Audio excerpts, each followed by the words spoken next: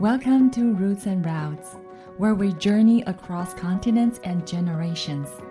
I'm your host, Lena. Join us as we delve into the childhood stories of amazing guests.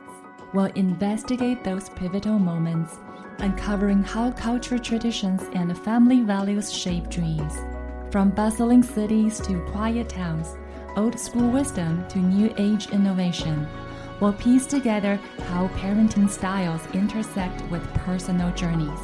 Whether you're a parent, educator, or curious soul, get ready for heartwarming stories and deep conversations that broaden your horizons.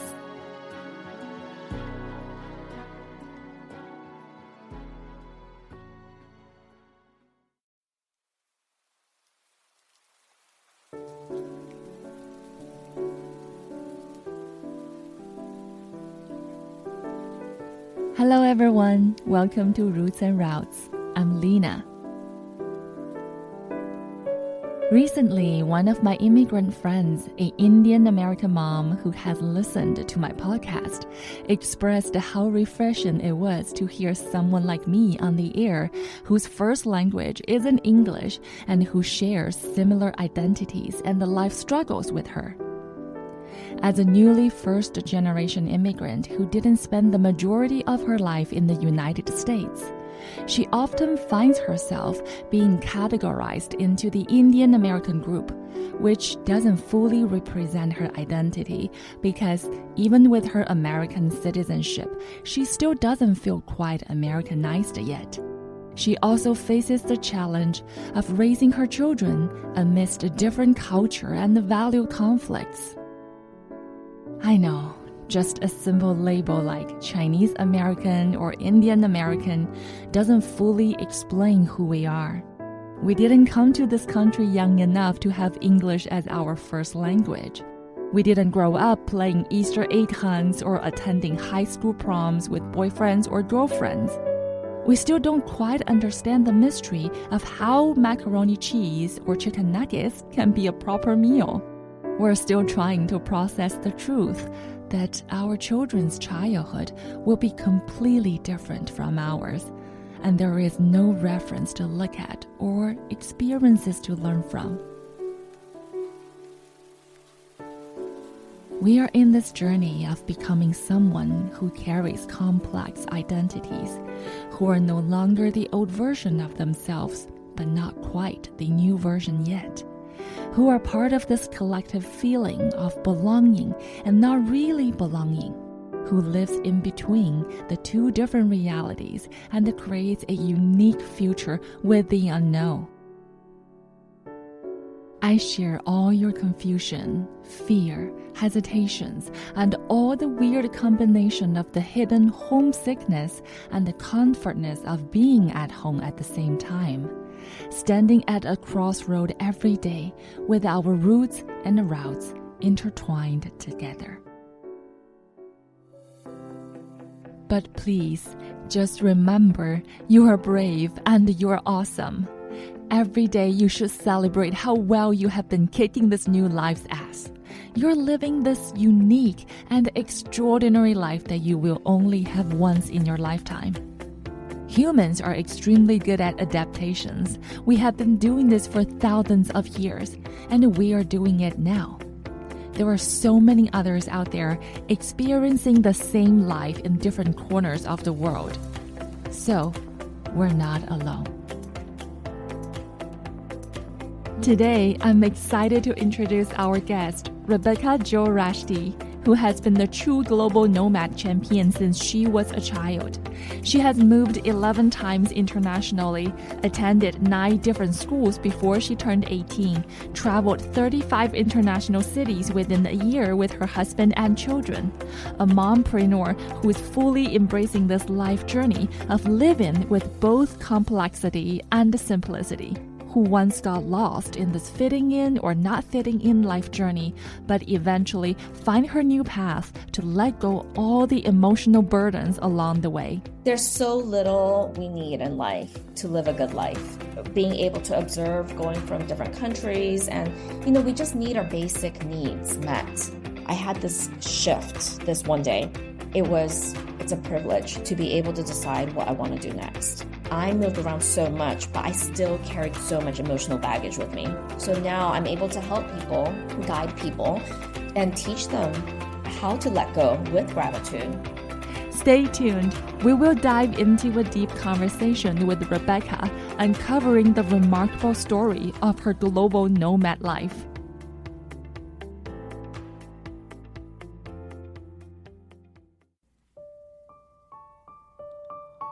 A moment that seemed to last forever.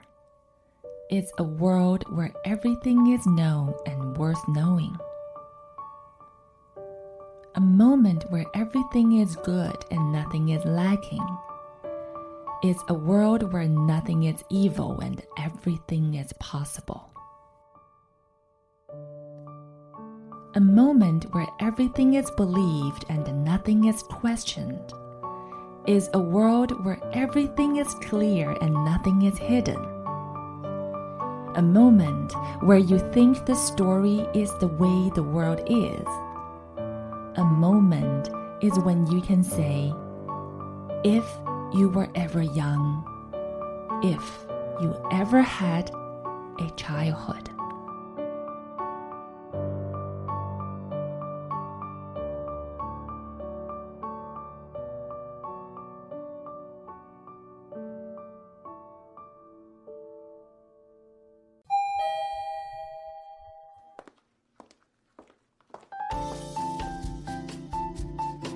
Rebecca and I first met in our early 20s while working at a high-end fashion PR company in Shanghai.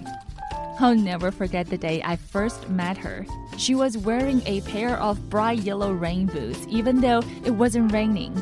What intrigued me was the challenge of guessing where she was originally from. Her clothing style, language proficiency, cultural nuances, and all the little details just made her seem like a perfect blend of international figure.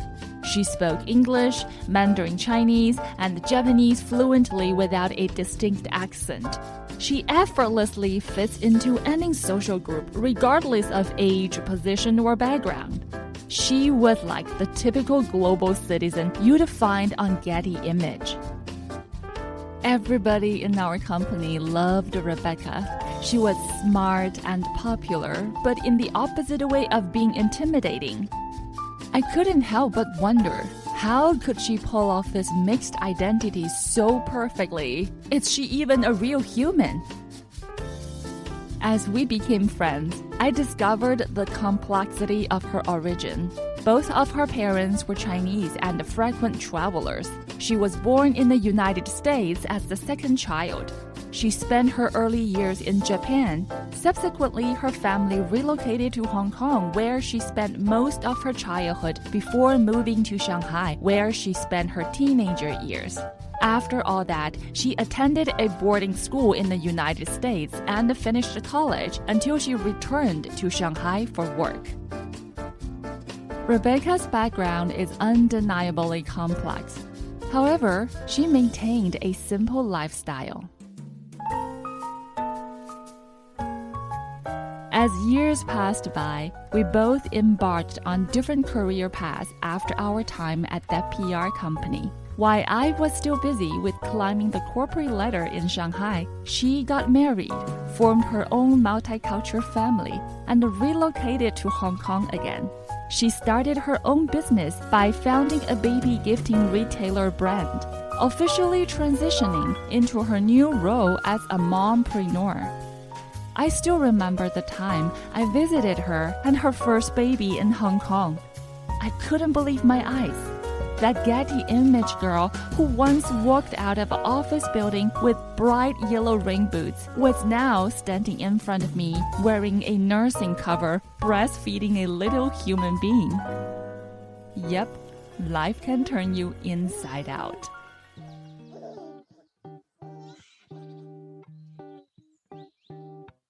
Fast forward 6 years from my visit.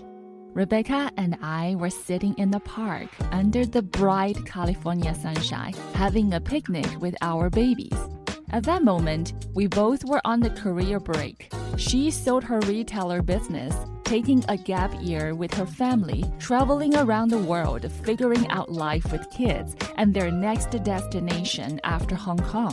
That global journey took them to 35 cities internationally. Eventually, they ended up with Malaysia, a place they never expected. During her years in Malaysia, Rebecca had moments of feeling lost. Like many stay-at-home parents, the absence of her business left her feeling as though she wasn't financially contributing to her family. That sense of guilt and the loss haunted her. After some self-discovery, she found her passion and the values aligned with the Mario Kondo tidying method. Without hesitation, she jumped on the flight, flew to New York, and obtained her certification as a KonMari method consultant. In 2020, she launched her second entrepreneur business, Spark Joy and Flow, a consultancy dedicated to helping clients worldwide find joy and sustainability in both their homes and workplaces.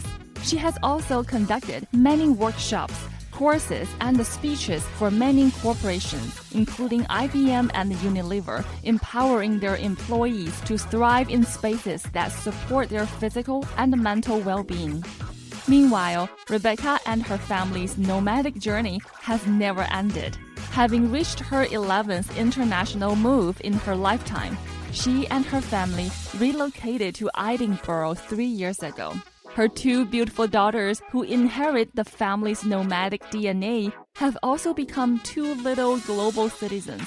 They are not just vivid Getty images, but living proof that humans thrive through changes and adaptations, as long as they are nurtured with positive approaches. When looking at Rebecca's story, I see 3 generations of a nomadic family who have fully embraced life changes. They share the same roots, but have taken different routes. Rebecca's life journey may seem glamorous, with all exciting international relocations and adventures. However, there were quite a period of hard times that she, as a child, experienced struggles, depressions, school bullies, and the turbulent transitions of not feeling belonging, just like many of others. She carried a heavy emotional burden along her journey, finding way for self-healings until she finally can let go of all that negativity. This self-realization and all the pivotal moments in her life uplifted her to a new level of strength and resilience. Today, in my intimate conversation with my dear friend Rebecca, we'll dive into her nomadic childhood journey and a personal path, explore her family's roots and routes, revealing those tough moments of life and the transformative journey she's undertaken, the incredible tapestry of experiences that have shaped her into the remarkable individual she is today. So, here's our conversation. Let's travel back to the years when you were a toddler. Where were you during that time? Because I was born in the US. So I was there from birth to 3 years old. And then I was in Japan from 3 to 6. I just remember very vividly the times of my mom taking care of us because my dad was traveling a lot. Okay. So my dad, he's actually an architect. Back then, he was going to places like Iraq, because the company that he worked for, they do a lot of large scale infrastructure projects, hotels and shopping malls, hospitals. So you can imagine back then, in the 80s, when you go somewhere like the Middle East, my mom would tell us how he will write postcards. It will arrive long after he's come back. Okay, so it sounds like you spent your toddlerhood mostly in Japan. Do you recall any memories when you were there? I do. I just remember just always being observant. The apartment that we lived in, my mom, she's very, very tidy. So she would always stack the chairs on top of the table so that we can clean all the floors. And every time she'll remind me of how I will always be observing her, just telling her when she's cutting the vegetables to make sure, 不要切切手. I know. Don't cut your finger. hers, right? That's so So little sweet. things like that. I do remember I've always felt a bit like an outsider. That's Okay. why I've always been quite observant. It's a form of safety as well. So moving to Hong Kong when I was 6, I changed schools quite a fair bit. So Mm-hmm. even from the time that I moved to Hong Kong, like within the first year, I already went to 3 different schools. Oh my gosh. Yeah, the first school that I went to, my mom wasn't too happy with. She wanted me to learn English. Most of the kids in the school were Japanese, so I wasn't actually picking up English. So she decided to change me to another school. She wasn't happy with the teacher, and then she moved me to another school after that. Because of having to move around so much and integrate into new environments, my sensitivity to observe was heightened through that. Mm-hmm. To be able to, fit in somehow. I have a question because you Mhm. said you were in Japan when you were a toddler, but were you aware that you were in a foreign country, or you just naturally feel like this is where my home is? That's a really interesting question, Lena. I think ever since I was young, home was never a location. I see. Home is where the family is. Mm-hmm. So, and I felt that throughout my whole life and even continuing now. I think that's also why we don't have that attachment to a physical place. That makes sense. Yeah, because my parents themselves, they're also all over the place too. It's in our DNA. Yeah. When your family moved from Japan to Hong Kong, Yeah. do you remember how you feel about that decision? It felt exciting. You know how Hong Kong is. It's so bustling. Yeah. And the energy is so different from anywhere else. And, we go there, we're staying in hotels while we're waiting to get set up in the new place. So it all felt very exciting. I think when you're at that age, you just feel that safety when you're with your parents. Mm-hmm. And we're very blessed actually, because typically in a Japanese company, they don't move families. Oh. So normally the family will stay behind. Oh, They'll stay okay. behind in Japan, and then the father will go to wherever they are posted to work. But my dad, he told his company, he's like, he's not moving unless the whole family is moving. So it was quite bold of him to say that as well. Your dad is originally from China? He's Chinese. He was born in Hong Kong, but he grew up in Japan and Taiwan. I see. Yeah, but he basically lived majority of his life in Japan. He was in the same company for 30 years as well. So even for him as a Chinese person to work his way up in a Japanese company was really extraordinary. Then you went to Hong Kong. Was it difficult or was it exciting? Like, how did it feel like? So for my primary school, for elementary school, I ended up in an American international school. Felt very happy. I had friend groups and everything. But listening to my mom and getting her feedback, she said that I was actually a very quiet child. Oh, And the feedback that the teachers would give her was that, I'm like a sponge and mm, I'm absorbing all the information. mm-hmm. I just loved reading as well. I just immersed myself in reading. And I think for kids, you pick up language a lot easier too. I think also being Asian, we tend to avoid conflict. Exactly. That's me still today. We just want to keep that peace, right? Because of the Yeah. collectivism Yes. culture. I remember when I was younger, being in that school, we had these like cubby holes, but it was almost like a storage to put our bags into, but it was sliding doors. You will slam the doors, but you don't realize that someone's finger is on the other side. I slammed my finger so many times as a Oh. child. It's actually, I still have these like bumps and the ridges and stuff too. But it was just something that I just didn't say anything about it. I remember just not speaking up, even though obviously it's so painful, right? So I think that also shows the suppression.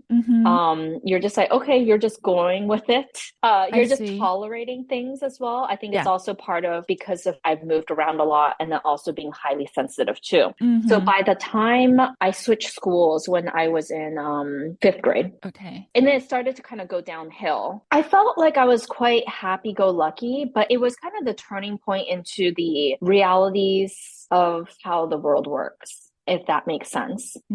Because I was quite innocent. And then you start to realize that everyone has that different operating system. I used to victimize myself a lot thinking back on that period. But now, because of all the healing work that I've done as well, I can recognize that people hurt people. So they themselves also have a lot of things going on. I've always been very mature for my age because my sister is 6 years older. When I was like 9 years old, I was already reading like 17 magazine. I had a conversation conversation with a friend about this. We are talking about how the early 2000s, it was a very toxic period in terms of the media influences. The way that the media portrayed women or like how girls should be, all those kinds of narratives were very toxic. It's not like now where it's very inclusive. Because I had always known how to perform, right? Like my grades were good, all those kinds of things. I knew how to behave in front of adults and everything. So, I was left unattended for good periods of time. I was getting the wrong sorts of nutriments. I was learning about the world through the magazines and then also through my peers. I don't want to generalize to say about the school, but my class was very, very toxic. Is that because right? of Like, a so school drama, like bullying, those yeah, teenagers drama? definitely. Yeah, like in preteen, right? And if there was like bullying going on, I got bullied relentlessly as well. And then on top of that, it's also like in the bullying comes in these really nasty ways of, oh, you're not enough, right? And it comes from that social comparison. I see. People use that as ammunitions, right? Like I remember very clearly because we wore uniform to school, and then people would be talking behind other people's backs saying like, oh, they're not wearing Ralph Lauren socks. That must mean they're poor, Oh like my that kind of God. thing. Is that real? Because Yeah. I watched those shows and I've always Yeah. thought about like, do people really be that mean in Oh, schools? Because yeah. I grew up in the very small community schools. Mm-hmm. I was never being exposed to schools with children who have privileges or, Yeah. coming from rich family background. So now you're telling me this, it just made me realize. So actually those things are real in real life and it really Yeah. happened. Oh, yeah. It's like, the things that will be even said would be like, oh, so and so's mom picked them up. That means they're poor. They don't have a driver. Oh my.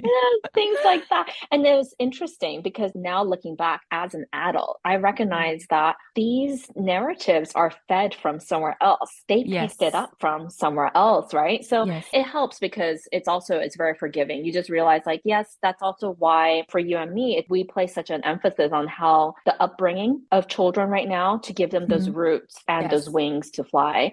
I want to get back to a little bit what you just mentioned, how you felt about yourself Yeah. during that early Yes. childhood was actually different than how your mom's feedback about what kind of child you were. That just brings me this reflection on childhood can be all different kind of versions through different lenses of people. I was just wondering how your parents describe you as a child and how your sister described you as a child, and then how you reflect on the version of yourself. I think in one word, I was just this bookworm. That's how everyone describes me who knew me from a child. Like I always had a book in my hand. That's also why, like, I love reading so much to the point where I finished reading all of my books. And then so I started reading my sister's books as well. Things that are like for older. I don't know if you heard of Sweet Valley Twins. They have the ones that are for older, Sweet Valley High School, Sweet Valley University. So by the time I was like not even 10, I was already reading Sweet Valley University as well, because I've literally read everything, especially from an Asian family. I don't want to generalize, but I think for the most part, we're not like the very vocal type of family either. I see. So even dinner time, it'll just be like, oh, my dad might be reading his newspaper. I'll just be reading my book. Really? So your family dinner would be quiet dinner type? It would be quiet, or we will have guests. So my parents, they're super religious, like they're Christian, always had a revolving door of people coming into our house for religious gatherings, or they might be hosting people in the ministry, that sort of thing. So from what I heard through the conversation, so you were a quiet kid who loves reading, but who has this rich inner world. You just don't really vocalize that much. You described yourself as a kid who has really high empathy, because I see you would tell your mom, oh, don't cut your fingers. And you care about other people's feeling a lot. Yes. Do you feel like that's part of your nature, or you were kind of just being trained in that way through your experience of moving around? I've been doing a lot of research on the highly sensitive trait, and it is part of the brain, how the brain is made up as well. So people who have this trait, typically you have higher empathy, like because you are observant, you notice things around you, you process things more deeply as well. So one of the things that I have noticed is that when you're not in alignment, then you're often giving at the expense of yourself, right? That's also one of the reasons why I don't want to rock the boat or conflict avoidance, those sorts of things. Add on top of that being Chinese, right? Being Asian. Yeah, you have that responsibility. And then I also had that religious pressure. You have to be a certain way. That religious Yeah. pressure comes from your parents? Parents. Okay. Yeah, from my family roots, because they're both, they go back a few generations, and even my grandparents were hardcore Christians as well. I see. Okay. So there was like a lot of pressure in terms of the lineage. Mm-hmm. Like my grandmother, she was integral, my dad too, integral in helping to build churches, like that sort of pressure. Then let's get back to the middle school age, because that's such Yeah. a tough age. Then through all the drama and through all the Mm-hmm. hardship, how did you Yeah. navigate through this journey? Not very well, to be honest, because I just started to get a lot of severe stomach pain from the stress Oh, of I being see. bullied as well. And I would go to the nurse, like pretty much by the end, I was just going like all the time. And I try to empower myself, like, making friends in other classes, that sort of thing. But there are times when I would be eating lunch in the bathroom alone. All these things because Wow. I was ostracized. Really, it was really tough because it came out of nowhere. People that you thought you were friends with, and then one day they just stopped speaking to you I see. with no explanation. So for someone, when you're at that age, you're like 11 years old, you're just like, what is going on? Were your parents aware of that? They were, but then they asked, like, do you want us to talk to a teacher? But I was so afraid of repercussions. So I just said no, I didn't want them to help. And of course, my mom, like, we talk about all these things now. And she's like, oh, I wish I did go to talk to the teachers or help you to change a class or something. But what I did instead, because my dad was working all over, Greater China at that time. And he was like, hey, do you want to move to Shanghai? And then so I was like, okay. So he offered a solution of getting away. Yeah. So is that how you guys just decided to be, okay, let's just go to Shanghai, go to a different place and start over? Yeah. So that was in 2000, because for him, his work was everywhere. So it didn't really matter where he was based. Yeah, we decided to move then. And my sister had just started university in Shanghai as well. Okay. So we just thought, why not? The issue is when you're not processing things in a healthy way, that trauma is just going to carry with you. True. You're still holding on to it. Yeah. I went to Shanghai, but then again, I didn't feel whole. I felt like an outsider. The school that I went to was very cliquey. So it was separated by, the Koreans, the Japanese, the Taiwanese, and then there was me, right? Like kind of all over the place. Sometimes you wish you're like, oh, I wish I had a neat and tidy title to just say, I'm from here, or, right? Like you can be like, oh, I'm American, or even because I do identify to say I'm Chinese, but then I also have to explain that, I didn't grow up in mainland China and everything too. So, it's a whole story. Now I see it as rather, I used to feel so stressed just from the simple question. And I know that a lot of third culture kids can identify with this as well. But now it's just the reframing. It's like, I just joke about it. I'm like, do you want the short version or do you want the long version? That is so refreshing to hear, because kids like me, we would be like, oh, I wish I had that kind of experience or background. And I wish that I'm an international student, because we don't see the other side beneath this identity, being someone who has to constantly move and constantly adjust themselves into this new social environment. It's actually much harder than we thought. I tried to fit in, right? I went to Shanghai High School, but they had an international division. So it was a really great experience because you get to experience what, the local high school is like, because we share the campus and everything. I was even telling the kids, because they had like a 小卖部, right? Okay. So you can get like 小卖部 is the best place. Yeah. I also was telling the kids, because we used to get like 辛拉面. It was so cold in the school because it was an old building.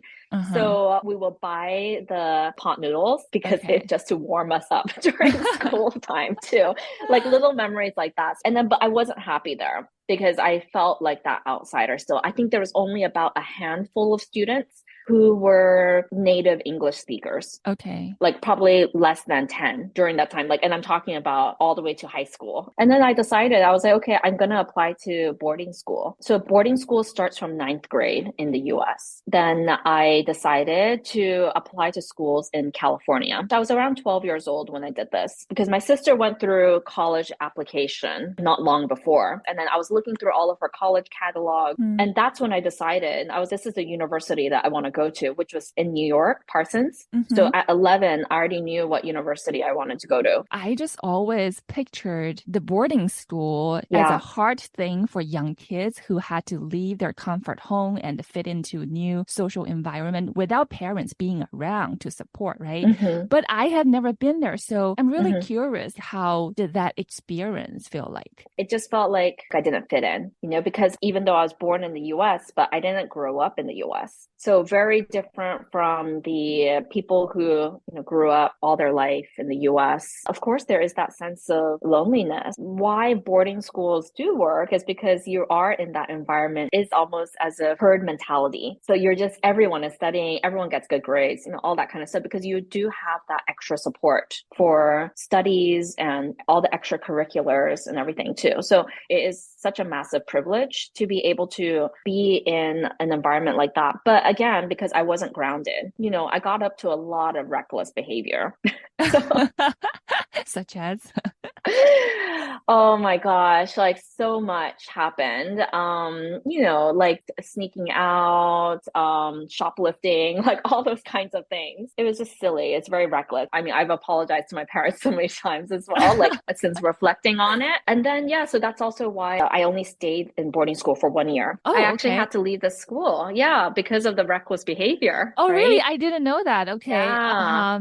So that must be a hard time for you, was it? Oh, it was so hard. It was just pretty crazy. Like, because my sister, she had to quickly figure out what school I could get into next. So she was in Shanghai and she went to go apply for me at the American school. And then because I have a US passport, so obviously the process was a lot smoother. So yeah, it just reminds you, it's like, okay, even though I felt alone, but I've always had this wonderful support from my family. You know how you mentioned, how did my parents feel about me going to boarding school? And they were really open to it. Even the fact that we're Asian, but they're not really the typical Chinese family. They're not like, oh, you need to be a lawyer or a doctor. My parents let me go to art school, which is quite unusual. Yeah, well, that's true. Right? So they've always been very supportive in that way. So then that's how I moved back to Shanghai to finish off. And, like actually, Lena, I met you when I was how old were we? 22, something like that? Yeah, early 20s. You were very young. I think you just graduated, right? Okay, this is also another thing because you were talking about like the wild past, the reckless behavior. Basically, I got it out of my system by the time I was 18. Oh. Yeah, that's why, I calmed down. Like when I went to college, I actually calmed down because I had done everything already. Like a lot of times people reserve it for going to college. And I always joke about it to my mom too. I'm like, yeah, you see, even though I was a wild child, but I got it out of my system. So it's like having the outlet, because sometimes we talk about other families where when they had been under quite strict upbringings growing up, and then when they go to college, this is a typical story, right? They go to college and then they go completely wild. Exactly. Yeah, but for me, it was the opposite.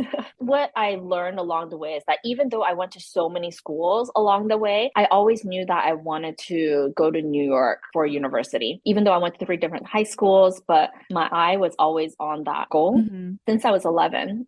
Along the way, I think it's also that reminder that, like, yes, your mind is powerful. You can achieve what you set your mind on, but it has to come from that place of wholeness, right? And also just holding it lightly too. Because everything that we think we know is not always going to turn out the way that we think it is. Yes, that's true. So looking back, have you had any single moment through your childhood questioning or doubting or resenting about this constantly moving lifestyle? I did. I actually lived in a place of resentment and negativity for most of my life. Actually, probably for like a solid, close to 20 years of my life. I had always been victimizing myself. And then it's really through all of the healing and the inner work, that really changed everything. That's also why I do what I do now, to help others too, because I know that this works. And we can live life through the lens of gratitude, through positivity, but it's like exercise. We actually have to work at it. Yeah. So your parents, your sister, and you, your family, have you had conversations about this topic? Does everybody have different feelings about this experience? Yeah, everyone has very different viewpoints on it. You know, even for my mom, she met my dad and they got married right after she finished college. She went to university in a place called Kobe in Japan, and my dad was living and working in Yokohama and Tokyo at that time. So for her, she had to uproot everything, you know, move to a whole new place, got pregnant very quickly as well. And my dad was traveling all the time too. So it was really hard on her to be so alone, basically single parenting. And she comes from a very close-knit family. So we're able to reflect on all of these things because it is really healing. My mom's also able to recognize, like, yes, that's why it was harder on her, because she had a very different idea of what family is compared to my dad's upbringing. My dad was more wild in the sense because he was one of 8 siblings. So he just had to kind of fend for yourself. He started working from a really young age. I think around the age of 11, 12 years old, he started doing like ramen deliveries, and he's always been working. Even though for us, we felt like he was never at home, but then we can also recognize that, you know, for him, what he's doing for our family is already an upgrade compared to his own childhood, because his childhood, he didn't have financial security. Yeah. And then for my sister as well, actually, she moved around Japan and US when she was younger, like elementary school. So when she went to secondary school, a British school in Hong Kong, so she told my mom when they moved to Hong Kong, she's like, Mom, I don't want to be the new girl anymore. So Hong Kong was the longest place that we lived. And my sister was able to graduate in Hong Kong. So her wish came true too. I can see your sister feels different about this nomad life, and you know, unlike you, because you always talk about how you see your nomadic lifestyle as like a positive thing, empowered you. So she made her choice rooting her family in Hong Kong and trying to be stable for her family, right? So in your opinion, what are the reasons that she and you would have different interpretations and attitude toward this nomad life? Probably because of what she carried over from her childhood. It felt like she just wanted her kids to have one place to grow up. Just like how I was saying to you, we're often quite envious of people who can say, oh, this is where I'm from, you know, this is who I am. Yeah. Like very short and simple answer, right? And so I think she wanted to give her kids that experience. But for me, I really want my children to have a world embracing view. We're all unique individuals. So what our ideal family lifestyle might look different to other people's. And that's okay. It's all about embracing, but just owning your truth. And I'm grateful for each place that we live, because this works for me, this didn't work for me. You just develop an agility. Yeah. So now you're a mom and you have 2 girls. You also somehow constructed a childhood for your children to have a nomadic lifestyle because they have moved around too. What are the differences between your children's nomad life nowadays and your own nomad life back then? Like if you see these 2 different but similar experiences. That's such a great question. And I was just talking about it with a friend earlier today too. We were just talking about how the process of parenting can be so healing to your own childhood too. And being able to not project our own experiences onto the children because they are unique in their own ways. We actually talk about all of these things. We get the kids involved in the conversations. You know how even back in 2017, when we took that year off, the family sabbatical, people told us, they're like, your kids are not going to remember. Amina was not even 1 year old at that time. Naima was not even 3 when we started traveling.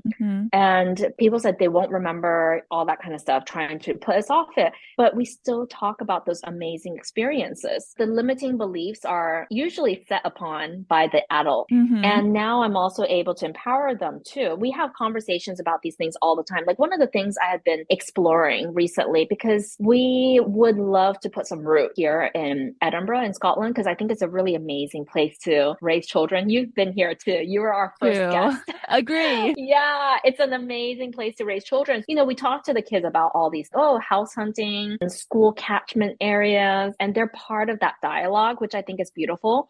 Because of their temperaments and their personalities, that will also impact our decision making. True. I think in the last year of observation, I was able to just see like girls are so adaptable. They're both highly sensitive, but they love change. So that's their unique temperament. I think it's in the DNA. So they're like, I can't wait to go to a new school. It's very healing for me to see that as well, because it's giving them a voice and giving them that choice in the decision making, because it's a huge part of their life, That's right? so Rather true. than telling them what to do. Yeah, that's how I'm approaching it with my family. So I think, our past experiences can always guide us in how do we want to show up for our kids, how to parent in a way that's not just a projection of our own unresolved issues. I see your personal past right now is mainly about this concept of letting go. Does that relate to your childhood experience, and how did you find about this path of letting go and you decided to embrace it? Oh, yeah, absolutely. Because I couldn't let go as a child. Like I said, I always victimized myself. I was so resentful. I would burst out crying. I always just felt like the world was against me or whatever it might be. But those are narratives that we create for ourselves. Even if something had happened in the past and you can't let that go, you're actually storing it. You're actually using up precious space inside of your heart and your mind. You're still carrying that weight with you. And so how I came about this path was about 10 years ago, I read Marie Kondo's book, The Life-Changing Magic of Tidying Up. And I grew up in a really tidy household because my mom is like quite OCD. They have that Japanese culture of upbringing too. But then when I read that book, I realized I had been tidying wrong my whole life, because the concept is all about emotional readiness. It's all about positive reinforcement, and it's a gratitude practice. And we all know that these are things that are good for us. But these are things that typically, especially letting go, it's something that we're not taught. It's like a basic life skill that we're not taught. Actually, as a human race, if anything, we're taught to hoard, right? Yeah. Because again, it's that safety. We feel safe when we have a lot of stuff, but actually it will create more friction if we're keeping things for the wrong reason. So this is where that practice comes in too. When we're able to let go with gratitude, this is when you can fully let go of the item. If you're letting go with resentment, let me give you an example. It's like, you get something from a past relationship or a friend that you no longer speak to. It's an emotionally charged item. And if you're like, I hate that person, I'm going to let that go. You're actually not letting it go. True. You're still storing that inside of you. So that's where I come in, and then we reframe it. We reflect on it, we reframe it, because every single person that comes into our life or whatever experience that we might have, we can turn those wounds into wisdom. So this is what helps us to move forward in the right trajectory. We realized that Hong Kong was not a place where we wanted to raise our children. It didn't align with our values because I had been avoiding it. I just thought that this was my life path that I had to follow. This is where I spent majority of my childhood. This is where I have to raise my children, etc. And then once having that stillness to be able to talk about it, that's when we decided, we're like, hey, let's take a family gap year. So we just went for it. And then when we moved to Malaysia, then again, I felt that void. And then this is why the practice is so powerful, because we can reflect on the things that are holding us back. And then we can see what belief systems are still serving us and what no longer serves us. So one of that belief system was that I'm not contributing. I felt like I was worthless. Like, even though my husband had never said anything like this to me, but it's so deeply ingrained in us. True. I feel the same. I've been there. Yeah. And especially as women, like we know we live in a magnificent time where we are able to work. We have so much more freedom than the previous generations, but we put a lot of pressure on ourselves thinking that we need to do it all. That we need to be able to be a homemaker and have a successful career. And you also have that narrative like, I go to university so that I can get a high paying job. One of the things I always tell people when you're feeling a little bit lost is I really highly recommend volunteering, giving back, using your time intentionally as well. So when I went to volunteer, then one of my friends, she was the one who said, hey, did you know that you can become a consultant? All of these things, like I don't believe in coincidences. I feel that everything is serendipitous and everything happens at the right time for the right reason as well. And it's up to us what we want to do with it. Like the universe is always going to provide you opportunities. Yes. But it's up to us. Okay, you just said that you think Hong Kong was not the ideal place for you to raise your children. So how would you describe the place that would be ideal for your children's childhood? So for our ideal family lifestyle, that's why we're here, is we want kids to have access to nature. We want them to be able to explore various interests, right? Like even just being able to do extracurricular classes. I remember being in Asia is just so exorbitant, and it can be very expensive. You can be paying like easily $50 for a class, that sort of thing. Yeah. That's very prohibitive to a child's growth. We want there to be harmony in terms of the access to the resources, like having nature as well. And like, these are simple things that shouldn't have to cost a lot. And it should be accessible to all. It shouldn't only for a select group of people. And then also here, because the museums, so there's so many ways to nurture children and to support their growth, not only academically, but spiritually, creatively, even just going to the library, having an amazing library, that's such a privilege.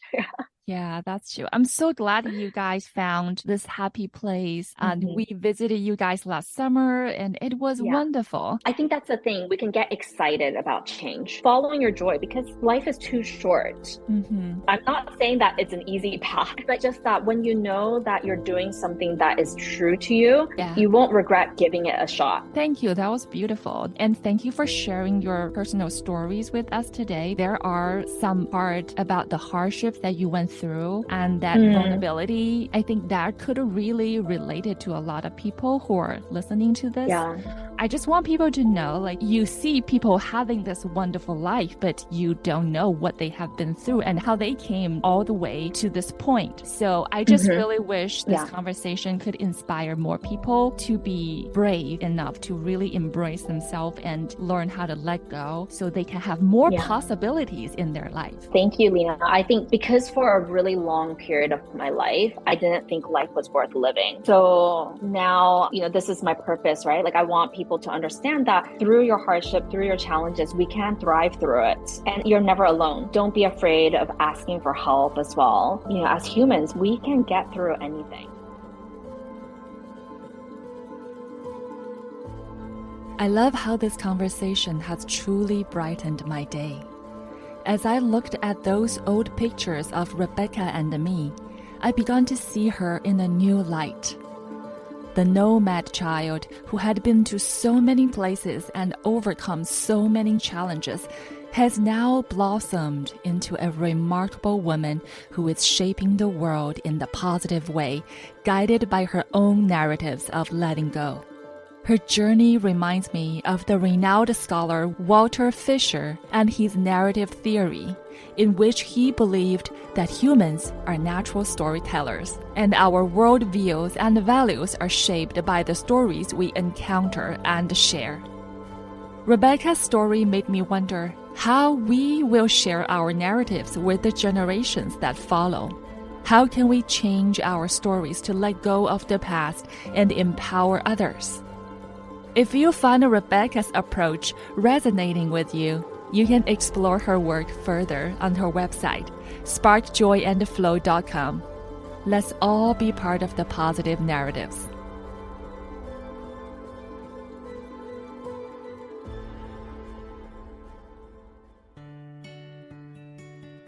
In our upcoming episode, I will be excited to talk with one of my old friends, Sarah Routh, an Iowa-born musician and songwriter who lives outside the norm. When you're young, everything's out of balance. You're not going to find the balance. A free spirit who has once lived a wild and adventurous life in China. China means to me patience. It's a different language. It's a different way of delivering emotion. An LA Music Critic Award winner who seeks for truth and prays for justice through her music.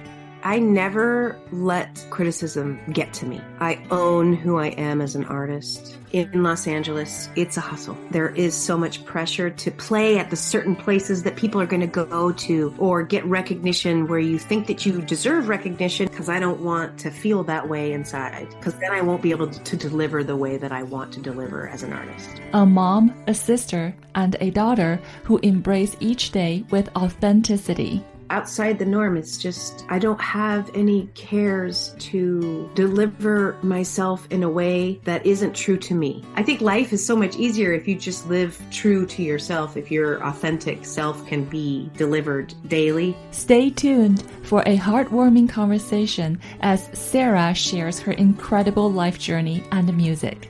See you next time.